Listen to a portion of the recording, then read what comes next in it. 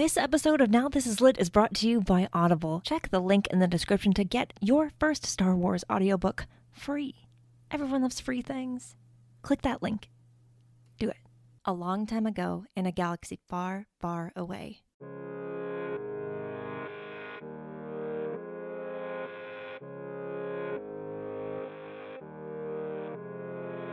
You're listening to Now This Is Lit, a podcast about Star Wars books, the people who make them, and the readers who just can't get enough of them. I'm your host, Meg Dowell. I use she, her pronouns.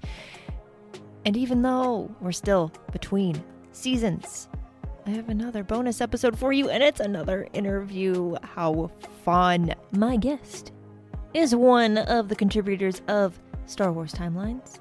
Has also written several books, including I Love You, I Know, and Star Wars, I Am Your Father. She's a regular contributor to StarWars.com and Star Wars Insider. Most recently, she was part of the brand new book, Star Wars Essays Exploring a Galaxy Far, Far Away. And in the future, you'll be able to read her work in the High Republic Character Encyclopedia. This is so exciting. I cannot wait. You know what you don't have to wait for, though, is my interview with Amy Richau. Let's listen to that. I hope you enjoy.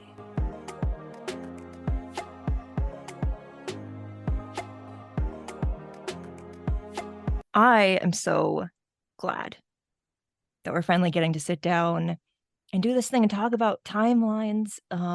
This project that you spent so much time working on with everyone, and that is finally out in the world, and it's been out and people are reading it and using it, and it's amazing. And so I just wanted to start off by saying thank you for being here and talking about this amazing book with me. Oh, well, thank you for having me. I liked it. After working on it for so long, I want to talk about it just as long. I mean, I can't imagine working on a project like this and not wanting to just talk about it endlessly forever. Yeah, no, I mean, it really was kind of like this, bizarre kind of like dream project. And so like having it out in the world now is really, really delightful. You knew, obviously, when it was coming out. And so you were able to like prepare for that as much as possible. But what's it like the lead up to knowing that you have this thing coming out and then it's out and you realize, oh, so everyone gets to experience this now? Well, it's funny because, a lot of us were at, several of us were at Celebration Anaheim, and we're talking up this book. Mm-hmm. And I think that's right. Yeah. No, we were talking up this book, and, I think it had such a, it had a lot of buildup. People were very, very excited about it. DK was excited about it. Lucasfilm was excited about it.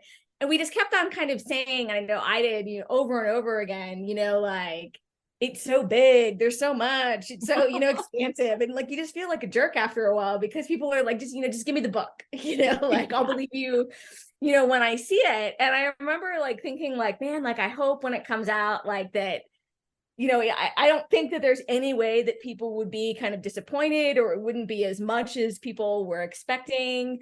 And it was really, really great when people started, right around Celebration, when people were starting to get either a review copy or got to see it at Celebration. And they were like, oh, like, I understand why, like all of these conversations and what's been talking about, like, this is a lot. I mean, the book is big, the book is heavy, it is just jam-packed with information.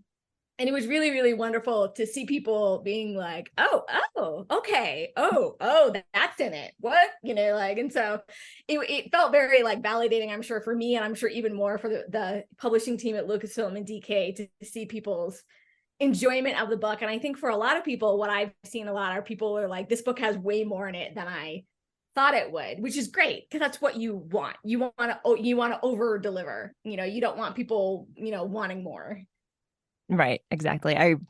I knew what to expect when I got my copy, but I opened it just to like a random page and I saw that first spread and I was like, this entire book is like this. It was just like, I can't believe everything that had to have gone into making this thing something that I can hold and look at and use for research. And yeah, it's so cool. Yeah, I think, Kristen Baber said, like that, when she first heard about this book, that like she couldn't believe that this book didn't already exist. But I think when we were all in it, you're like, there's a very good reason this book had not existed, is because making this book is kind of crazy and insane. And, and so like, but then once you're in it and once you've announced the book and like, there's no turning back and everyone wants the book, like, and so, we like the book had to exist, we had to kind of, push through. It's this great kind of valiant effort to kind of like push it through the end line. And, but now it's like, so now I can't imagine not having the book, because I mean, I look at the book a lot, not even parts that I wrote, but like, I'm constantly looking at timelines with almost everything that I write now for Star Wars. Mm-hmm. And that's just wild as well. I mean, it's a resource that everyone is using, and not just like fans or people who are doing research just for their own fan articles or whatever it might be, but like anyone who's actually working on Star Wars things, can take this book off the shelf or whatever it may be, and it's there, it's helpful. Yeah, I always like projects that have like give you kind of like a different lens to kind of view a story that you are familiar with. And I think that this book does a really nice job of that, and it really shows how different moments in different books are happening at like virtually the same time, or sometimes exactly the same time, and how all of that comes together. Mm-hmm. I'm a very visual person, and so seeing all of that kind of combined into a book for me is just helpful for me to kind of see the Star Wars universe in a different way. Definitely. So let's talk about how this very big, very cool thing came to be, because the Timelines team was tasked with taking everything that's ever happened in Star Wars and organizing it and providing that information chronologically. And I want to know how you go about even starting something like that, because that is a very big task, and you have to start somewhere. Yeah, well, so the beginnings of this book are a bit, I don't know exactly whose idea it was. I don't know if it was Lucasfilm or DK's book, but by the time I came on, there already was a bit of a skeleton to the book, and like, here's the idea for the book, here's what we're going for, here's how it's going to be organized. And it was something that DK and Lucasfilm had already agreed on. And when I came on, they asked me if I would write the Reign of the Empire section, which was fabulous, because that's the section that I would have picked, because I'm all about the tragedy of Star Wars. And finding like, but more than the tragedy, like I'm all about like finding the hope at the darkest of times. And I think that the Reign of the Empire era is an excellent, like that's all what that era is entirely about. And so I would have picked that had they given me the opportunity to. And they kind of like gave an idea of like, here's how many pages we think it'll be, and here's kind of about like the content, what we think will be. But like, it was all very kind of like, it was extremely helpful, but it was all very much like, this is like our beginning kind of skeleton, but like all of it will change. And, actually a lot of like the, how many spreads there would be, a lot of it changed, but like sometimes, we thought something would be 2 spreads and it shifted to 1. Sometimes I think, one BBY at one point with all the Rebel stuff, I was like, I need another spread right here. And then, Obi-Wan Kenobi series, like, we started so early that like, it was unclear if we were going to be able to fully, cover that series, and we were. And so like working on that was a very fun aspect for me. I was very, very happy that we were able to kind of fully cover that series and spread moments from that all around the book. Because we wanted to, obviously deliver something that was as up to date as possible. Like printing these books doesn't happen overnight. Right. I think some people think that it does. It does not. Yeah, no. It takes many months to, once you were done, it takes many, many months to then get it, in someone's hand. But I mean, the DK editors, Ruth Amos and Matt Jones, worked on in this the most, although honestly, like so many people at DK and so many people at Story Group were so heavily involved in the making of this book. It was a true group project. The amount of work that people did on this was just kind of, it was just kind of crazy. Like, and it's just kind of a fun bonding experience now when you talk to them again. Because everything seems so simple now compared to timelines. But, it really was like me just being in contact with my editors, just constantly going back and forth with like different ideas of like, trying to make sure that we had like hit every bit of content, trying to make sure that, we were making there are several pages that are, only one character, or, about like, I did like the spread that's about TIE fighters. And just because that, the TIE fighter spread happens in the reign of the Empire chapter, but the TIE fighter spread is the entire history of Star Wars. And so that was also fun, as like those spreads gave all of the writers who were involved a little opportunity to kind of expand from their own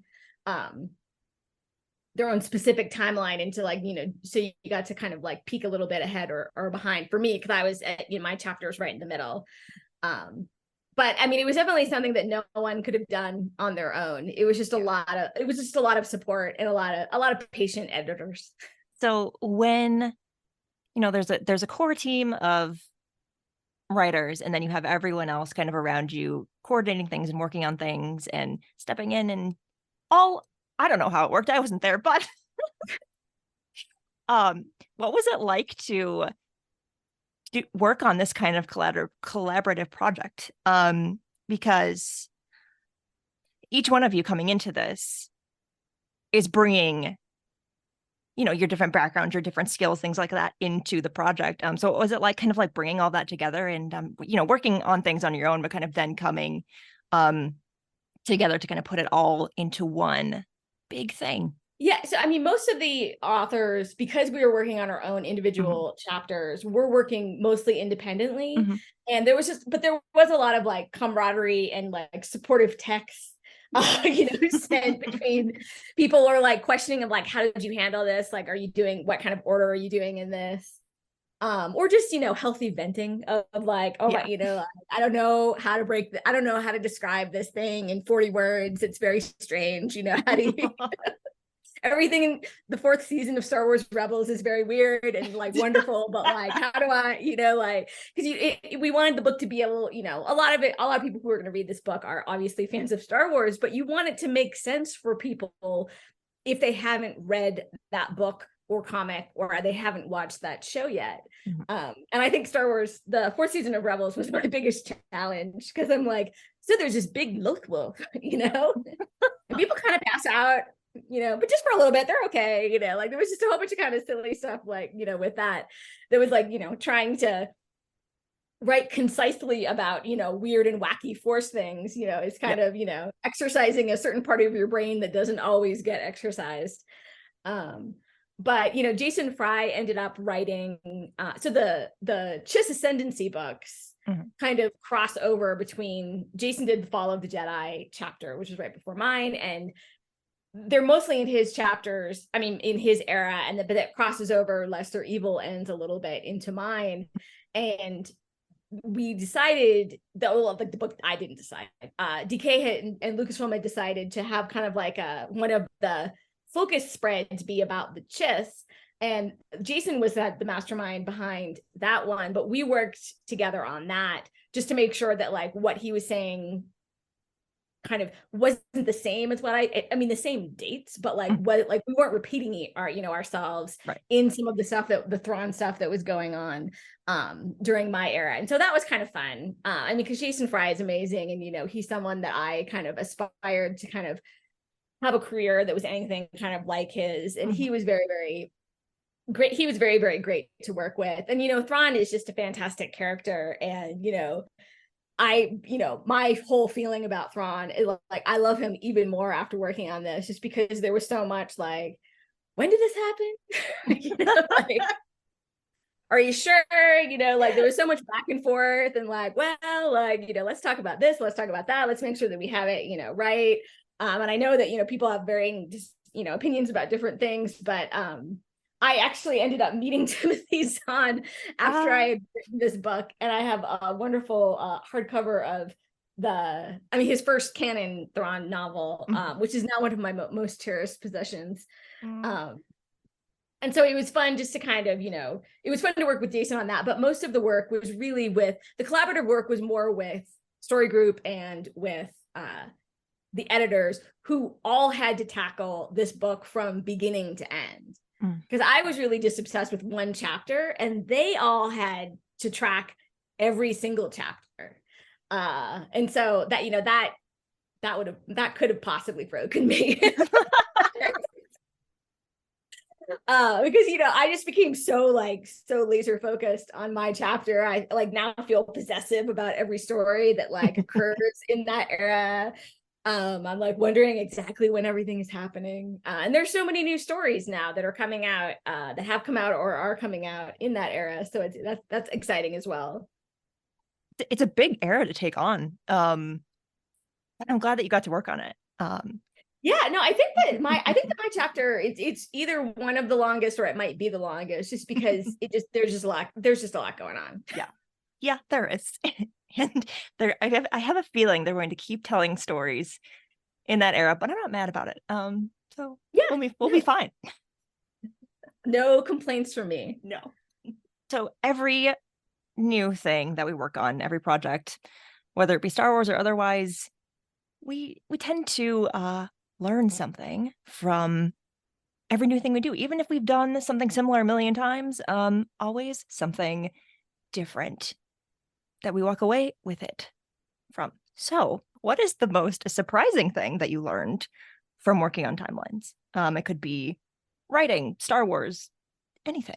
Surprising. Well, I think, I guess there were so many that, of course, now I can't think of anything, but I think that it really, to me, was a big challenge for a writer because it was the project that lasted the longest. Mm-hmm. And I really went through kind of, I can't possibly write anymore. I felt like I was getting burnt out at times and then having to take a break and going back to it. And I think I was surprised at, the endurance that I had, with it, because I'm definitely someone who I'm not a write every day person, and I'm not a marathon writing kind of a person, but sometimes, I was surprised at how much time I was able to kind of, devote to it when I had to. Mm-hmm. I was also surprised just, I think working on this era that, there are some years of the Star Wars kind of chronology that, we still really don't know practically anything about. And so I thought that was, pretty exciting too. But for me, this was definitely me going from writing. I love all the books that I've worked on, but this was definitely the most complex, the most challenging, the most kind of, high wire one. I knew a lot of eyes would be looking at it. And so, I definitely went through some, imposter syndrome type things, why am I here? What's going on? Are they sure? And I think that, everyone who works on any kind of Star Wars reference thing at one point or another thinks, I know more about Star Wars than anyone, or I know nothing about Star Wars. And, I would feel that way within the same 30-second span, because sometimes you can almost know too much about it, and then it all just gets confused, and then you're just yeah, I've lost the long vision. I can't remember anything. And you start, making silly mistakes, and that's when the editors would kind of step in, and just kind of be able to give you a different way of looking at it, which was great. And I've talked many times before about the moment that everything went from a spreadsheet to a designed page was the most glorious moment I have had in my writing career for this project. It's always great to see a design page, but for this, it really just was such this monumental shift in the project that that just gave me, so much energy that I was oh no, I can go back and look at every single word and every single sentence and do this. I'm not going to burn out. It was such a re-energizing moment to see everything designed. Yeah. It can be hard you're working on something and you've been doing it for so long that you don't feel like you're moving forward, or even you feel I'm never going to get through this. I'm never going to finish it. And then you reach these checkpoints where you're oh, no, I can do it. It is coming together. I feel it. I love those moments. Yeah, no, and I had a lot of push through moments on this project, and I think it was good for me as a writer. When I was writing timelines, I was also writing an essay that's going to appear in a book later this year about Twi'leks. And it was something, I've somehow embraced this niche of writing concise Star Wars reference materials. And this was more like an 8,000 word essay. And so I was exercising kind of two, parts of my brain at the same time. And the deadlines were always the same for those two projects. And so I was really like, also, it made me just kind of a better kind of, freelancer to kind of understand of like, okay, like how am I going to get all of these things done? And I've been very lucky recently where I've been able to kind of juggle various projects, from different clients, at the same time. And, it's hilarious how everything is feast or famine. I mean, hilarious. I mean, it's tragic. It's horrible. And I wish it wasn't like this, but, if you are going to freelance as a writer, like I think every writer runs into this, is like you either have nothing to do or you have 12 things to do. Yep. That's how it goes. Always. Somehow we get through it. I don't know how, but we're still here. So do you have a dream Star Wars writing project that you have not worked on yet, but you'd love to someday? I know. I feel like I can't tell what it specifically is because it's something that I should probably just pitch directly. But in general, I think what I hope to do more of in the Star Wars universe is kind of similarly to Timelines, like write books that tell the in-world history of events or worlds or, times in Star Wars, or write more about the behind the scenes history of Lucasfilm, or like I think that the first Star Wars Insider, I did a 2-part Bad Batch article, and I think that the first one is out and the second part is not out yet, where I talked to the makers of Dr. Jennifer Corbett and Brad Rao about, who are like the producer, writer, and supervising director of Bad Batch, about how they made one specific episode of the Bad Batch. And I really, really loved that article and diving into like all the different departments and who is who and what are they doing and how long does that take and what is the process. And I would love to do more work like that. You have done so many amazing Star Wars related things, and you're going to continue to do that. And I'm excited for you. And I'm excited that we got to sit down today and talk about this huge accomplishment for you, for everyone involved in working on Timelines. And so thank you for being here. Thank you for having me and letting me blather on about how much I love the book.